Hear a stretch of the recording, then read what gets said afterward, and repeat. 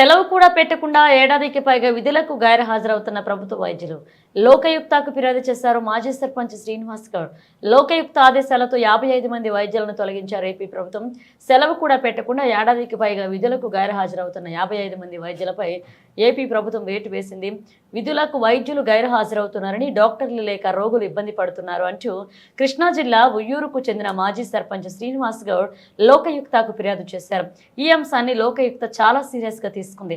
దీనిపై విచారణ జరపాలని ప్రభుత్వాన్ని ఆదేశించింది. విధులకు హాజరు కాని వారిని గుర్తించి వెంటనే విధుల నుంచి తొలగించాలని ఆదేశాలు జారీ చేసింది. లోకాయుక్త ఆదేశాల మేరకు విధులకు హాజరు కాని 55 మందిని ప్రభుత్వం గుర్తించి వాటిని టెర్మినేట్ చేసింది.